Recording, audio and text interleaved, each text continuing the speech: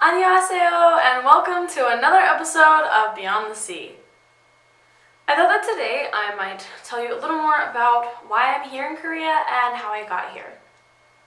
My husband Seth is an air traffic controller in the Army. He's stationed here in South Korea at Camp Humphreys. We got married in April, and 2 weeks later he left to come here. We knew it was coming, but it still kind of sucked. Actually, a lot. So Seth wasn't sure if he was gonna like it here or not, and since we weren't 100% sure that we would be able to find a way for me to come, we didn't immediately start seeking anything out for me to be able to come here to Korea. I went and spent the summer working at a youth camp in North Carolina, Snowbird Wilderness Outfitters, and it made the process a little more difficult actually, because the closest Army base to Snowbird was 4.5 hours away at Fort Benning in Georgia. So all the things I had to go on base for, I had to do all in one day, and it was a long day. Anyways, eventually we got everything figured out and we turned in the command sponsorship application at the end of August.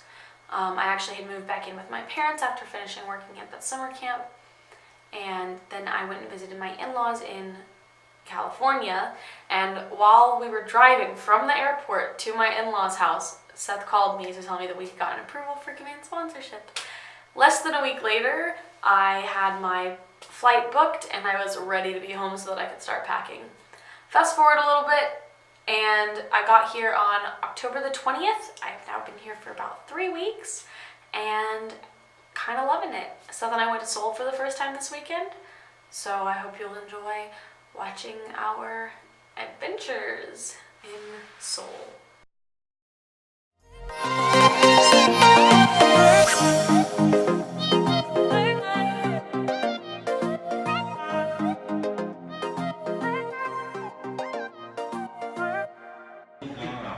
So Seth and I are at this restaurant, a Korean restaurant, and everybody is Korean and nobody really speaks English, and I have no idea what anybody's saying. It's really freaking awkward.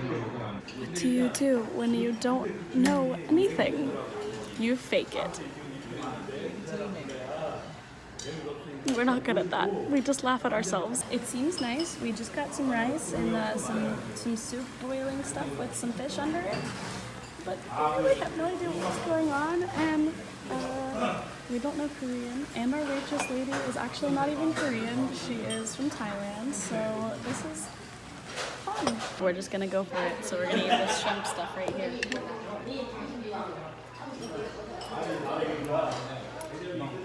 I'm making Seth try it first, though.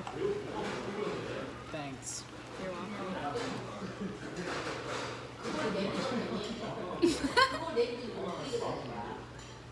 Some people like the shrimp tails, you know. So, how is it? Is it basically just plain rice and shrimp? So, bland and white people, but it's not white because this is Asian.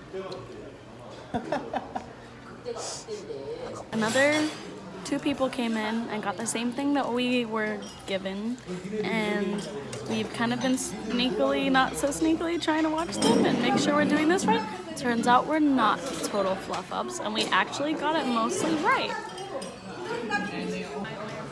We're about to go on a train for the first time. For her first time? My first time, whatever.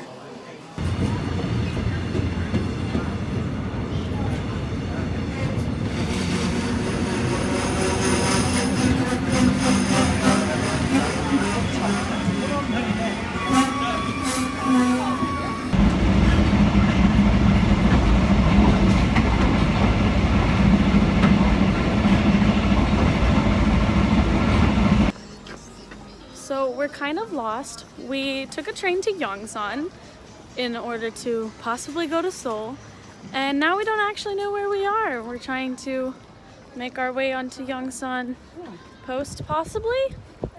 So this is fun. Update, I think we might have gotten off at the wrong train stop. Yeah, these all say Yongsin Row instead of Yongsan, so that's lovely. We just go. Yeah. 안녕하세요. Gangsan base. Gangsan base. Gangsan. Base.